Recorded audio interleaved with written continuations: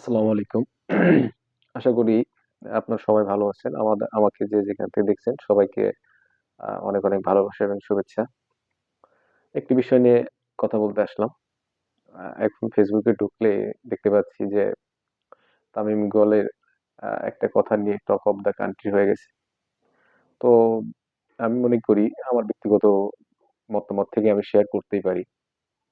তামিম যে কথাটা বলেছে আমরা আমি ব্যক্তিগতভাবে তার সাথে একমত নই।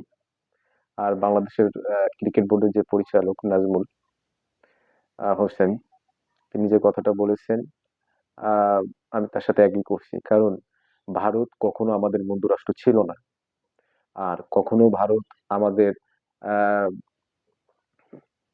কি বলবো, এক কথায় আহ, ভারতের যে কর্মকাণ্ড আমাদের উপর যে প্রভাব আমরা দেখে আসতেছি ছোটবেলা থেকে, তো সেই জায়গা থেকে বলতেই পারি ভারতের এই গোলামি থেকে এবং ভারতের আধিপত্য থেকে আমরা এখান থেকে বেরোতে চাই। আর আহ, সত্যি কথা বলতে তামিম ভারতের পরে যে কথাটা বলেছে তামিম ইকবল, অবশ্যই সে বাংলাদেশের একজন সফল ওপেনার এবং সে বাংলাদেশ ক্রিকেটে অনেকদিন ধরে সার্ভিস দিয়েছে।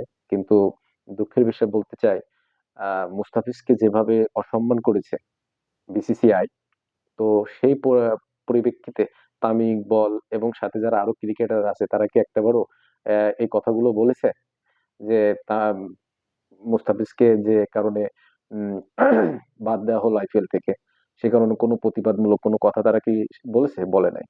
তো সেখানে তামিম ইকবল, আহ বাংলাদেশের 18 কোটি মানুষ, আমরা যারা সাধারণ মানুষ আছি আমরা প্রত্যেকেই এগেনস্টে বলতেই পারি আমরা ভারতে যাব না, ভারতের বিশ্বকাপ খেলবো না। এবং তামিম ইকবল যে কথাগুলো বলেছে তার ঘোর বিরোধিতা করছি এবং আমি নাজমুল হাসান হোসেনের সাথে একমত। উম, সে যে কথাটা বলেছে তার সাথে অবশ্যই আমি একমত। তামিম ইকবল বরাবরই সে যে কথাটা বলছে সে কথার পরিপ্রেক্ষিতে বলতেই পারি তামিম ইকবাল একটা ভারতীয় দালাল।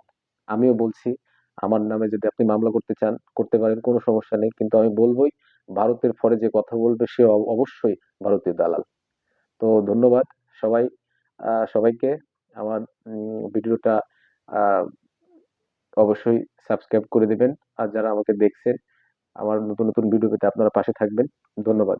আমার চ্যানেলটা অবশ্যই একটু সাবস্ক্রাইব করে দিবেন। আমি ইউটিউবে নতুন, তো অনেক সময় কথা বলতে একটু আনইজি ফিল করি, তো সেই জন্য আর কি।